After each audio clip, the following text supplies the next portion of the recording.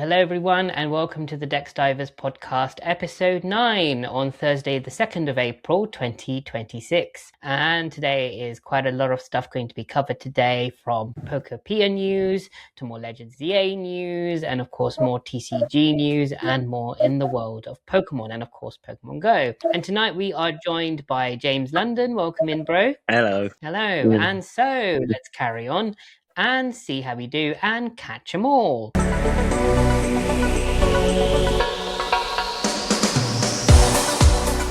Okay, right, let's begin episode 9 then. Obviously, last weekend we had the Gigantamax Pikachu Max Battle Day. How did it go for you, James? Did you get any shinies? Unfortunately not. It was just a case of just getting the free stuff out of the way, really. Nice. What did you think of it? Was it fun? Was it boring? Quite a lot of people showed up for it, surprisingly. Okay. I think we had enough to fill like 2 whole lobbies in, actually. Oh, wow. Okay. Yeah, quite a lot of people. That's incredible. And of course, you're London players. Of course, you're going to get the hundreds and hundreds of players. But what did you think of this sort of, these basic type of Gigantamax Pokemon? Like we just had Meowth not too long ago.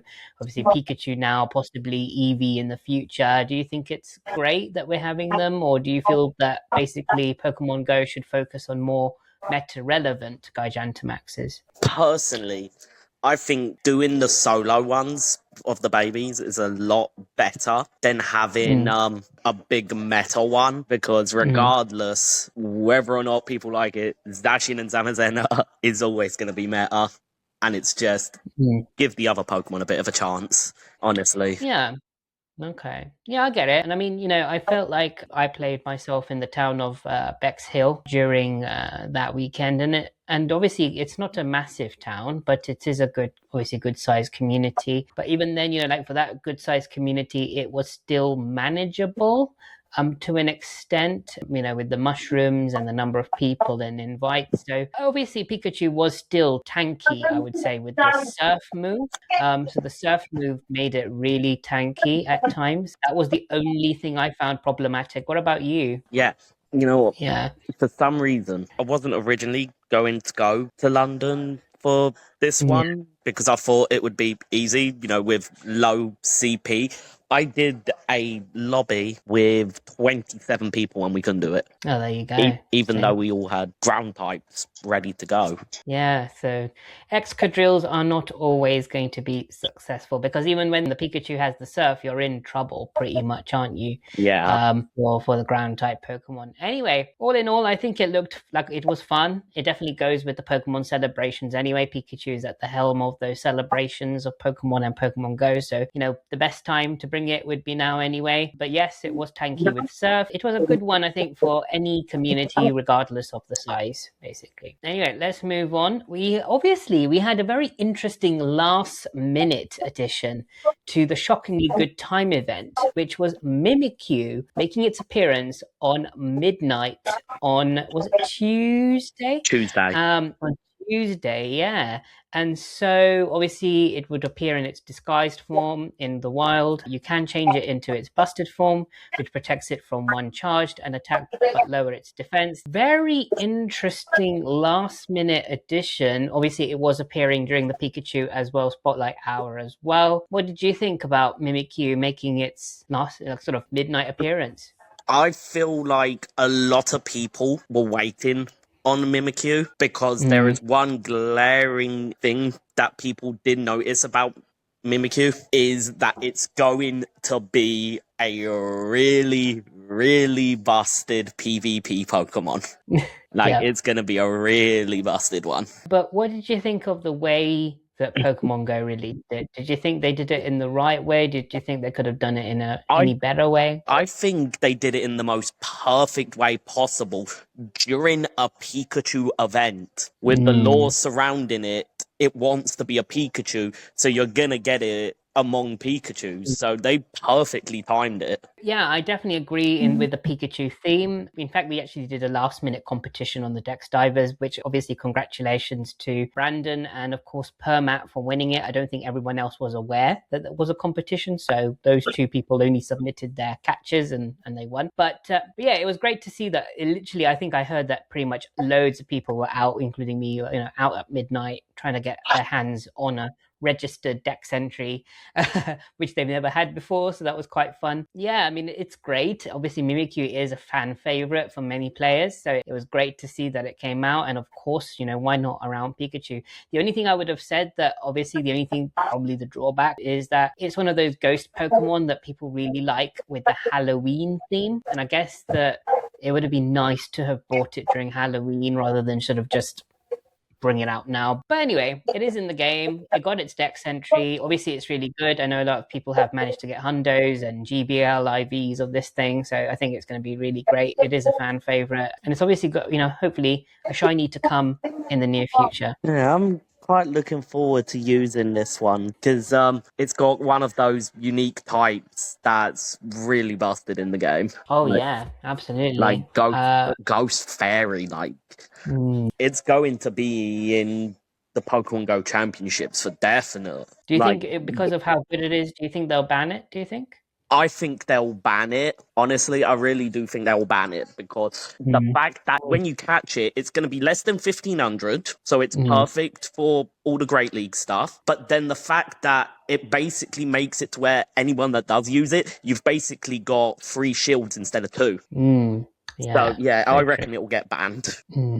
I already saw on Facebook saying people couldn't use it, so they might have already banned it. Yeah. Yep, true. Oh, well, we'll wait and see. Let's see what happens. Anyway, just something that's been talked about this whole week, actually. Quite a bit going on about this, about the Virtual Go Plus. Obviously, as you can see, obviously credits to Brandon Tan, Count Jasula, and obviously Poke for obviously their video thumbnails. But it's been a very big thing that's been talked about. I didn't want to miss this out. The Virtual Go Plus. I mean, obviously at a time when I've seen that, obviously I was watching what these people had to say, and Pokemon Go Pluses are basically running out of stock out there. And obviously, as you can see on the graphic here, there's a bit of coding that's indicating this Virtual Go Plus. Obviously, some people are saying that there's going to be some subscriptions attached to it. What do you think, James, of this Virtual Go Plus? Do you think it will have a subscription? Before the stream started, I did see some more information regarding this and only told my uncle about it. But apparently, there is a time limit to how long you can use it, and you can only activate it once a day. So once that time limit is gone, you have to wait until the next day to use it again. Well, that's a big bummer if that's true. I would be really annoyed. The thing is, I think basically what I'm thinking, based on that information, there's going to be a free version of it, but then there's also going to be a paid version. Okay, so maybe the paid version you don't have to. I think if they do something like that, the paid version is just going to be indefinitely like the Go Plus. But then I think the free version will have that like time limit, just like an incense sort of thing. Yeah. So we'll have to wait and see more on what happens with this. I think I know if it is real. I think I know the perfect thing to start it on. And whilst we are talking about these things, obviously we don't have anyone in the audience today watching live. So guys, if you are watching the recorded version, and obviously we were talking about the Mimikyu, we were talking about, of course, this Virtual Go Plus, and of course, Gigantamax Pikachu. Do let us know in the comments down below what your thoughts are. Do you think this Virtual Go Plus is more of another pay-to-win situation, or do you think it is something that is really important to the game? It would be good to know. I couldn't care less if there was a Go Plus in game. I still wouldn't use it. True. I prefer the manual catching method. Yeah, I mean, I guess for me, like, because I do the content creating, obviously it's useful to be able to have the Go Plus. I've literally not been able to, go away without it. It's kind of been a central part of my gameplay, especially like HOME days and stuff like that. When you're so busy doing other bits and pieces, you can just keep the Go Plus on, and as you're walking about, it can catch Pokemon for you. The added bonus, of course, and of it doing the Great Balls and Ultra Balls is obviously amazing. That was the main benefit of it. So I hope that they can carry that forward into the Virtual Go Plus, but obviously we wait and see how it comes out. Anyway, let's move on to Pokemon video gaming. We have got announcements of Legends ZA Rank Season 9 from April 2nd to April 23rd. In Lumos City Pokemon, number 1 to 227. In Hyperspace Lumos, number 1 to 112 are allowed. Rank Y, you'll get Greninja. X, Delphoxite. Chesnaught, these are the Mega Stones. W, you get Chesnaughtite. V, you get Baxcalibrite. U, you get Skeptolite. And T, you get Swampert. And S, you'll get Blazikenite. How have you been getting on with video gaming, James? Have you played any recently? I haven't really played because all the Mega Stones are now out, and like, yeah, there's no point playing it as much anymore. Fair enough. I mean, I've obviously, as for me, you guys did see a video yesterday that came out. I did face Mega Golurk and, of course, can't remember the name now. But yeah, Mega Golurk and the other one. So yes, and I have, of course, actually managed to defeat Mega Darkrai as well. So I am looking forward to the added extras coming up in the game. Of course, the video for Mega Darkrai should be released on Saturday, hopefully. Okay, let's move on. Obviously, Jet is not in here today, but just a very quick thing we'll cover here is that obviously there is a new pack coming in on the 22nd of May, and it's called The Thoughts on Chaos Rising. And obviously there'll be, as you can see from the graphic here, I guess it's something to do with AZ Flowit and obviously more Mega Pokemon. Do you know anything about The Thoughts on Chaos Rising, James? It does look really good, this set. From what I believe, from what I saw on YouTube, this set is about to take God of War off its meta throne for the first time in like 3 years. Who is it going to be taken over by, do you think? Floette. Like, it's a busted. Floette is a busted card. And this card will have a gold, I'm pretty sure. So yeah, it's going to be a chase card for definite. Chase card. Okay, right, let's move on. Obviously, just something for those people who play Pokemon Pokopia. I'm sure you guys have already got it. Obviously, there's this code here. You can, distribution featuring the Chansey plant. It is available up until October 7th, and it's obviously P0, K0, P1, AG, and obviously Garden, so AG, ARDENS. So make sure you redeem it and don't miss out. Okay, let's move on. Obviously, another quick bit of news is that the Perfect Order packs, which are in the Pokemon TCG game, are now available in Pokemon TCG Live. So if you guys do play that game, I don't know why that thing is there, but ignore the Totodile. That was there accidentally. But yeah, Perfect Order packs, they are available. So good luck with it. And do let us know in the comments down below how you're getting on with TCG Live Perfect I'm definitely Order. buying that set. Yeah, definitely. Good luck with it, James. And let's move on to, obviously, there's something that has been going around. It just recently, a couple of days ago, was opened. It's the Pokemon Pokopia Park Experience. It's a pop-up open in London up until September. It is in the Mount Acton, West London. I did see a couple of people who were invited to there, and they were able to sort of plant something at the park experience. So if you haven't got anything better to do during your Easter holiday, you might want to go and pay a visit to this park experience. It would be worth quite a visit. Yeah, definitely. I'd love to go. I don't think I'll be free though during the Easter break, but I'll definitely try and go to it at some point. All right, some news on Legends EA. Obviously, James knows a lot about this. So Pokemon Home gets an alpha size distribution to celebrate compatibility. It's now available in Legends EA. Transferring Pokemon earns you rewards. You can earn Alpha Chikorita, Tepig, sorry, I know, mind my spelling. I know it says Zepig, so I meant Tepig, and Totodile. You transfer Legends EA Pokemon into Home, and then you can head into the mystery gift part of Pokemon Legends EA to claim those alpha Pokemon. Obviously, you can also claim alternative form of Magyama, only available in the Home, but you can transfer it into ZA. It can Mega Evolve as long as you have the Megamite in the DLC. So, James, what do you think about Pokemon Home released into ZA? What's your thoughts on the only thing people are going to do with ZA now is level up a Pokemon, transfer it to Home, transfer it to Champions. Yeah. That's what most people are going to do now. Like, we've got 6 days until Champions releases, so most people will probably be on the game right now, shiny hunting, getting all their Pokemon to level 100 so they can use in Champions. Okay, well, I'll probably be still the ones who are trying to go after, I think, a couple of the legendaries which are still there, Swords of Justice and the Latios, Latias. So but no, the good thing is we got, besides the starters, we got 2 more abilities that Yeah. got announced with Dragonite and Frostlass's Mega Forms. Yes, we And did. We did talk about that. safe to say, for most people, Dragonite was a big letdown because it gets to keep multi-scale. Don't get me wrong, it's a good ability, but it's a bit of a letdown. Yeah. But Mega Frostlass got Snow Warning. I think it basically makes it to where Frostlass has now got Priority Blizzard. Safe to say, Dragonite's not surviving that, but regardless, because it's quad weakness to it. Yeah. If I'm not mistaken. Dragonfly, quad weakness to ice. Not many people are going to use it. There we go. Right. Okay. So coming back to Pokemon Go, then we of course do have the April Go Pass, which, as you guys can see, will include Entei, a lucky trinket, and more. Are you going to purchase the Go Pass, James? I'm literally only going to get the Go Pass because of the trinket. Same here. Although Entei, it's a nice addition. Obviously, I do like. It's Entei though. It's a deck century.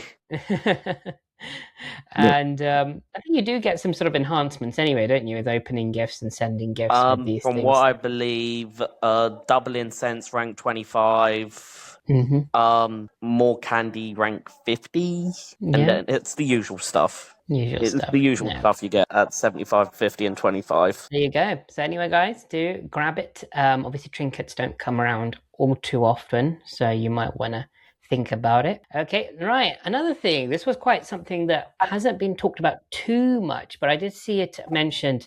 It's called the Egg-cellent Adventure, and it's only to European countries. It is from today. It started today.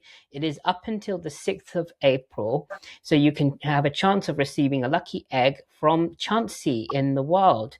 There'll be boosted shiny rates available for Chansey, Execute, and Bunnelby, and of course event-themed encounters and themed bonuses. So James, what's your thoughts on Chansey getting a lucky egg on a catch in the wild? And obviously being European. Earlier when I was out, just playing to finish the current events Go Pass, I saw a mission come up saying catch a dozen Pokemon. They've worded it so weirdly. In this, you had to hatch an egg. Yeah. Why not? It's an excellent adventure.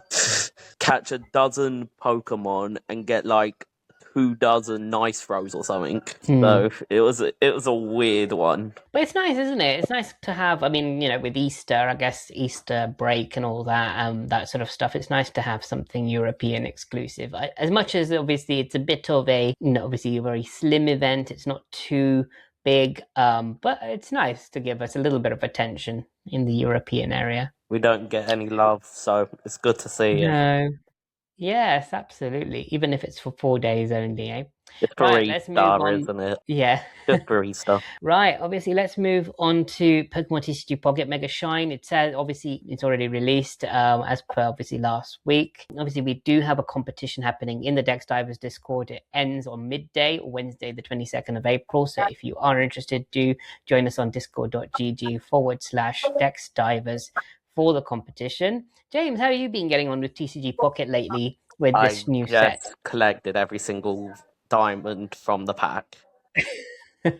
Oh yeah, congrats with that. Well done. It's nice. Earlier, I was speaking to my uncle about an hour before this from a singular pack, Immersive Mew. Yo, let's go. Shiny or non-shiny? Non-shiny. Non-shiny. Oh, what? That's still good. My uncle got, the shiny Immersive. The shiny. Nice, let's go. That's huge. Congratulations. Obviously, guys, in terms of myself, I did have something very exciting happen, but I'm going to save it for the video that's coming out tomorrow. So do check it out on Mufti YT Pokemon. Right, moving on then. Okay, so we're just coming to the end of the podcast. Obviously, we do have some audience, maybe one member of the audience. So if you have any questions, do let us know. Obviously, you guys, if you are going to be watching the recorded one or listening to the recorded one on Spotify and the other channels, you can comment there as well. But yeah, there we go. So thank you very much everybody for watching and listening tonight on episode number 8. Thank you, James London, for coming on today. We appreciate you, bro, on episode 9. Sorry. Appreciate you, and obviously, as usual, your Pokemon expertise is always appreciated, bro. So thank you very much. And of course, guys, do join us for episode 10, same time next Thursday, and make sure you like and subscribe to us at the Dex Divers podcast. Do leave a comment down below on what your thoughts were on the various topics and areas that we discussed today, and let us know, of course, on what your Pokemon progress are on the various different parts of the franchise. Anyway, guys, we look forward to seeing you in the next one. Peace and take care, and make sure you like and subscribe to the Dex Divers podcast. See you then. Thank you, James. See you then. Bye, guys.